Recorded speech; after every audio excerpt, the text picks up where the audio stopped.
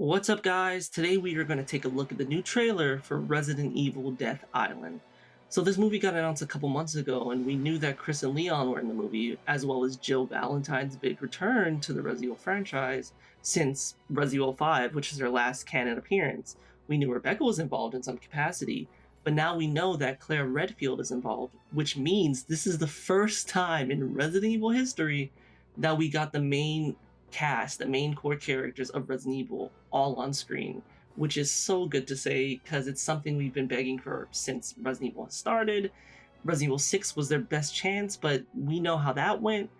Now it looks like Capcom has finally listened to us and we're getting the core cast in a Resident Evil CG film. Let's take a look at the new info and new trailer and break down what's to come for the release on July 7th. After all she's been through, she's trying to make up for what happened to her. You mean how Wesker brainwashed her and made her come after us? No one's blaming Jill for that. No one. Except Jill.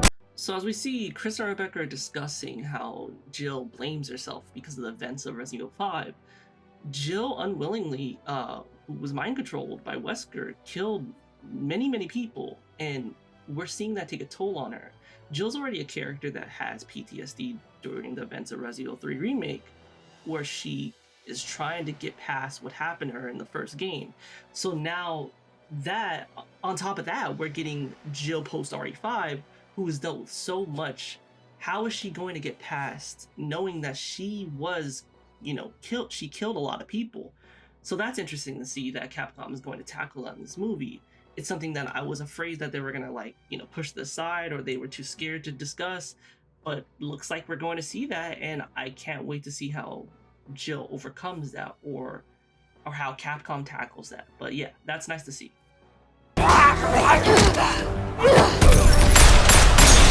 Dr. Taylor? Yes, we need him in custody ASAP. I checked the DNA we got from a bite wound on an orca carcass. It had a strain of T virus in it. You're kidding. I found the connection between the folks that were infected. They all visited Alcatraz recently. All right, so we just got to look at Claire Redfield in the movie, which is I'm so happy that I can say that Claire's in this project. We're going to have her interact with Chris, who they have not even been in a project for the last 23 years. So it's nice to see them post Code Veronica together. This is post Revelations 2 for Claire, so we're going to see her in the present time, but we're also going to get her interacting with Jill Valentine.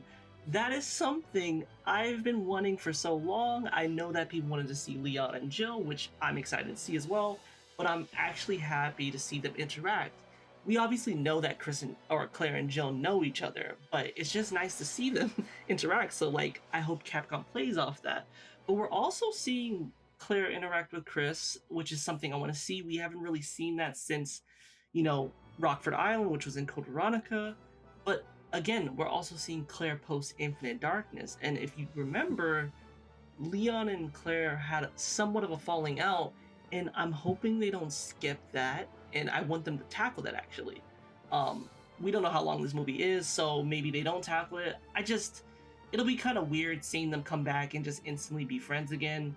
But I wouldn't be too mad at it at least. But yeah, it's just nice seeing Claire with the rest of the gang. I pray to God that there is no lamp near her, because please Capcom, give her a gun. As we see in the trailer, she has a gun, but please don't neglect her. Please let her do something. Claire's a badass character. She can handle her own with the BOWs and zombies, so don't make her useless. Thank you. Well, Dr. Taylor, it's time we debuted our creation. God damn it! They turn fast and without being bitten. Alright, so a lot just happened. We get to see Maria Gomez, who's returning from Resident Evil Vendetta. They had a little end tease at that movie that set her up for whatever they wanted to do. I'm actually surprised that they're actually finishing off that. Hopefully they're finishing off that storyline, because Capcom's kind of known for not finishing off storylines. That's a lot to talk about, but yeah, Maria Gomez is back to continue what she left off from in Vendetta. But you also see in the trailer Chris, Claire, and Jill go to Alcatraz to investigate.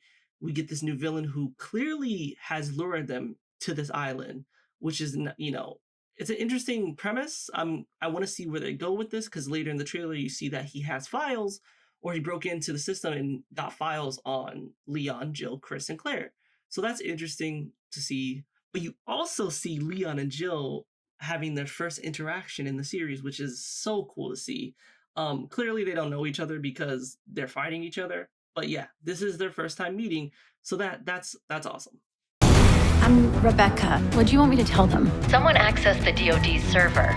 They managed to steal data on Leon, Jill, Chris, and Claire. You think this might have something to do with the opera on now? Most likely.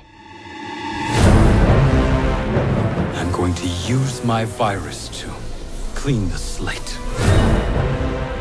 Dylan! Suckers, you're nothing more than pawns. That can't be good. So there's the main characters. Like, this is the shot we've been waiting for since God knows how long. It's like we finally get to see Chris, Jill, Claire, and Leon, and Rebecca together for the first time in Resident Evil history, and that just makes me so happy being a fan of this franchise. It took a long time to see it, but we finally have it. They've been pushing Rebecca as of late, which I'm not mad at. I actually think it works that she's part of this squad. So yeah, this is the main five now together for the first time in Resident Evil history. So that's nice to see. As you can see in the trailer, Jill's confronting Dylan, who's trying to release the virus, this new infection to the world. I think, as you can see, there are aquatic BOWs, like aquatic liquor. I'm hoping that the T-Abyss virus is involved in some capacity, because it's one of those loose ends that Capcom hasn't taken care of. So it'll be nice to see that be finished here, because in Revelations 1, you get to see Jessica, who has the T-Abyss virus, and she's planning to do something with it, but we've never seen what she did with it.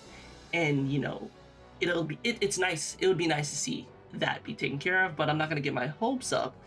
But yeah, you could see the main squad going up against a character named Dylan, who's the main villain, while Maria's like the side villain, I'm assuming.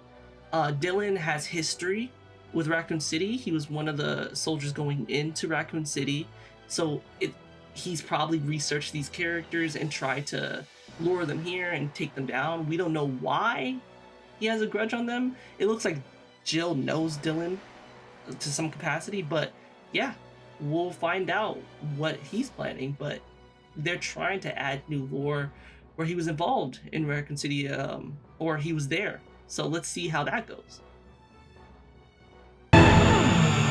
Yeah.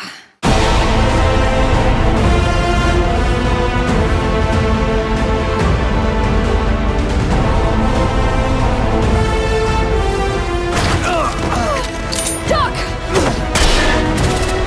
Excuse me? He's all yours. We're at the final stage now. That there is no justice. Well, it's over now, asshole! Time to light you up! Let's do it, all of us.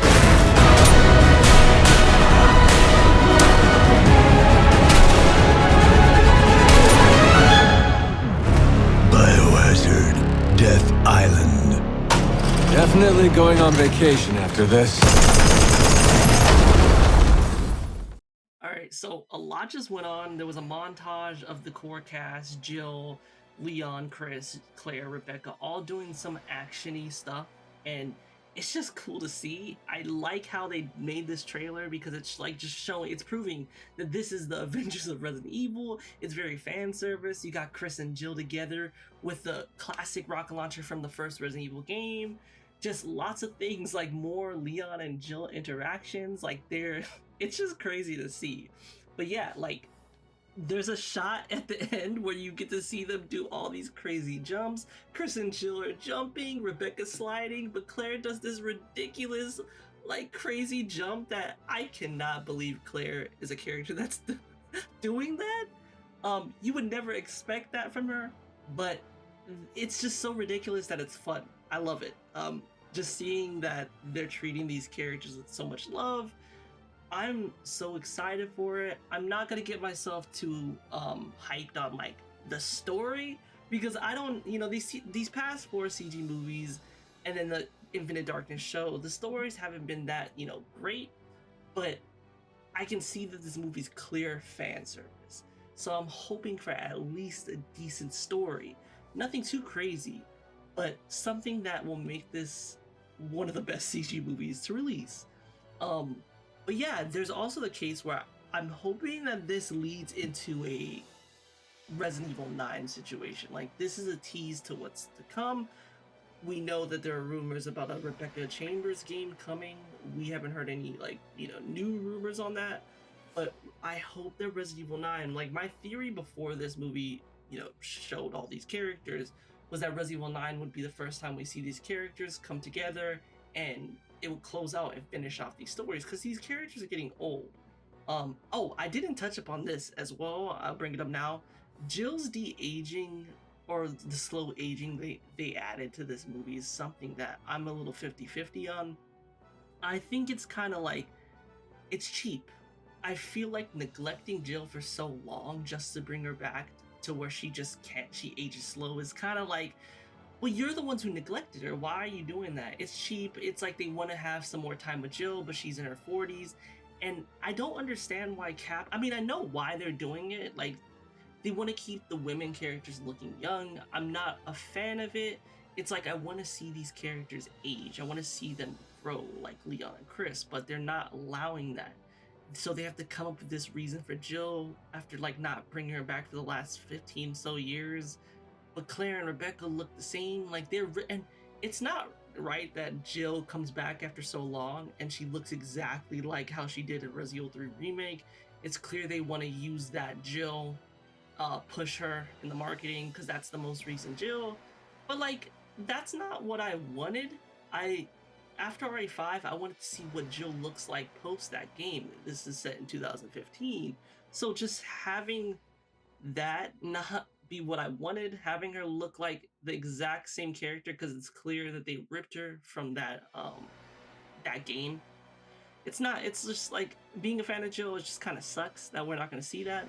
But yeah, hopefully in the future we get to see more of Jill and get a better look.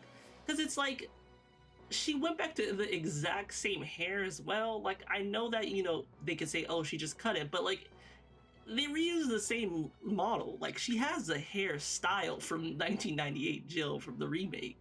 The same necklace, same everything. And the virus, her hair turned blonde. Like, it turned blonde. They're saying that, I don't know. It's just, it's too much to get into, but yeah, I'm glad she's back, but it kind of sucks that it's just a reused asset model, as well as Claire's Infinite Darkness look.